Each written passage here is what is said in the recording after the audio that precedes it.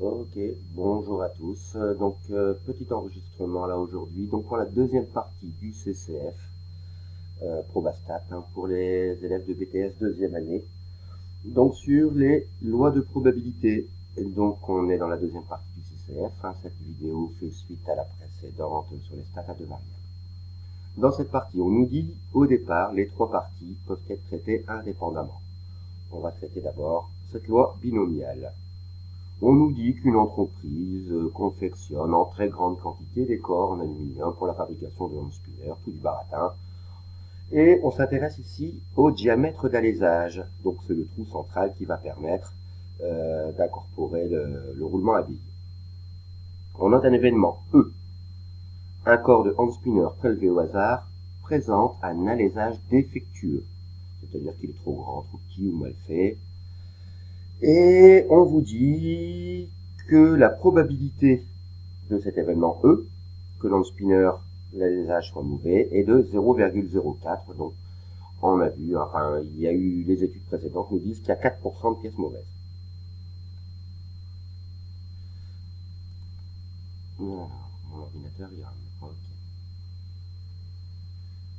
Donc, on prélève au hasard 10 corps, donc c'est important, il y en a 10, pour la vérification du diamètre. Le stock est suffisamment important pour qu'on puisse assimiler ce prélèvement à un tirage avec remise. On considère la variable aléatoire grand X qui associe le nombre de pièces ayant un diamètre effectué. Première question, on vous demande de justifier que la variable grand X suit une loi binomiale, dont on précisera les paramètres. Quelles sont les conditions pour qu'une variable aléatoire suive une loi binomiale? C'est tout simple, il faut qu'on répète plusieurs fois donc la même expérience aléatoire avec deux issues possibles, soit le succès, soit l'échec. Ici, le succès sera donc de tirer une pièce défectueuse. Donc tout simplement pour justifier cette loi binomiale, on va tout simplement rédiger une petite phrase toute simple en disant que on répète 10 fois la même expérience aléatoire avec deux issues possibles. On a donc un schéma de Bernoulli, et mon ordinateur y rame, donc on peut justifier qu'on a une loi binomiale. On vous demande de fixer les paramètres. Les paramètres donc sont n et p, avec n le nombre de tirages, et p la probabilité de succès. Ici, on tire 10 pièces, c'est dit dans l'énoncé, et la probabilité de succès également est de 0,04. Voilà, on a justifié qu'on a une loi binomiale. Il y en a assez. On vous demande de calculer la probabilité qu'aucun corps de hand spinner n'ait un diamètre défectueux. Donc en gros, on veut que ma variable aléatoire grand X prenne la valeur 0. Aucun. Donc on va chercher la probabilité que ma variable aléatoire grand X soit nulle. P de X égale 0. Je vais la rechercher donc dans mon formulaire.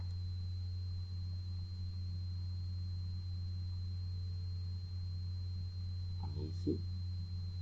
La petite formule qui va bien. Si ça veut bien s'afficher.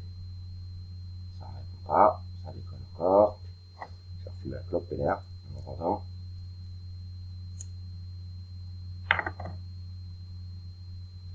Donc qu'est-ce qu'elle nous dit cette formule? Cette formule, elle nous dit qu'on a le nombre de combinaisons possibles, que multiplie la probabilité de succès à la puissance k, que multiplie la probabilité d'échec à la puissance n-k. On retrouve donc cette formule ici. La probabilité que ma variable aléatoire grand X prenne une valeur bien définie, k, donc c'est le nombre de cas possibles, ici, une combinaison de k parmi n, de k succès parmi n tirages, que multiplie p la probabilité de succès à la puissance k, donc le nombre choisi, que multiplie q, donc petit q, donc c'est tout simplement 1 moins p, c'est la probabilité d'échec, à la puissance, le reste, donc n moins k. On va voir comment on peut s'occuper de tout ça.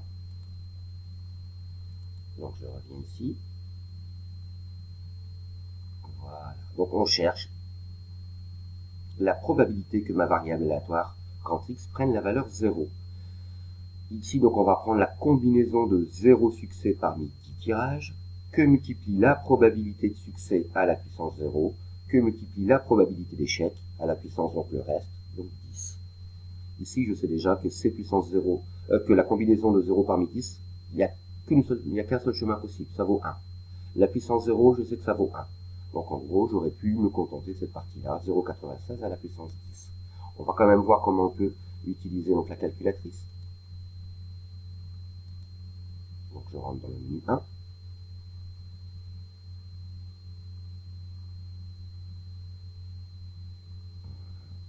Dans les options, je vais faire défiler ma barre ici avec la touche F6. Je vais aller dans la partie probabilité et je retrouve ici ma combinaison. Donc 10 tirages et je veux le nombre de combinaisons possibles pour 0 pardon. Donc 0 parmi 10 tirages. J'obtiens 1. Donc je reprends tout ça. Je peux le faire en une ligne. 10 combinaison 0 que multiplie 0,04 à la puissance 0 que multiplie 0,96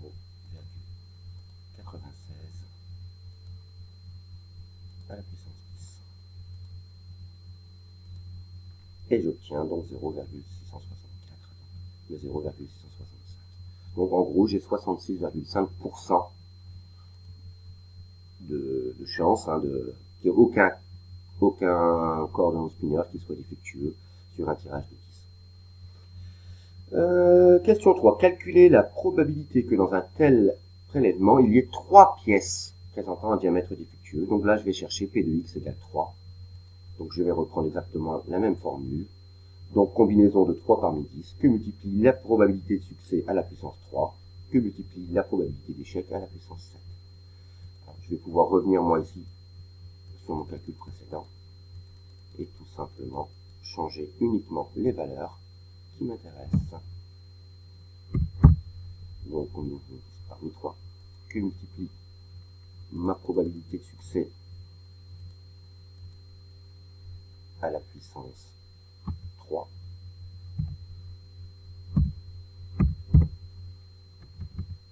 que multiplie ma probabilité d'échec à la puissance 7. Et j'obtiens donc 5,771. J'en ai fini pour cette première partie.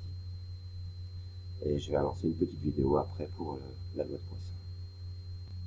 Voici, on va pouvoir maintenant s'attarder sur la loi de Poisson. On vous dit qu'on prélève 150 corps de hand spinner pour la vérification. Le stock est suffisamment grand, on a un tirage avec remise, et on note la variable aléatoire grand Y, qui à tout prélèvement de 150 pièces associe le nombre de pièces défectueuses. La variable aléatoire suit une loi de Poisson. On vous dit dans l'énoncé, c'est une loi de Poisson. On vous demande de donner les paramètres de cette loi de Poisson. Donc moi, je vais retourner ici dans mon petit formulaire. Et on vous dit que la loi de Poisson, alors on vous donne la formule pour la calculer, exponentielle de moins m, qui multiplie m à la puissance k, divisé par k factoriel. On l'avait vu nous encore en cours avec, au lieu de m, ce paramètre, on l'appelait lambda. On l'appelle lambda ou m. Donc c'est le paramètre de ma loi de Poisson. Et ce paramètre, c'est tout simplement l'espérance mathématique. Donc nous, pour calculer donc ce paramètre, on va aller chercher l'espérance mathématique. Et cette formule de l'espérance, c'est tout simplement le nombre de tirages que multiplie la probabilité de succès. On le retrouve ici, dans la loi binomiale, l'espérance mathématique égale NP. C'est logique, on fait 150, on tire 150 pièces, on a une probabilité de 4%, donc je vais faire mes 150 que multiplie les 4%, donc 150 fois 0,04. Et j'aurai donc l'espérance mathématique. Combien je peux espérer d'avoir de pièces mauvaises sur un tirage de 150.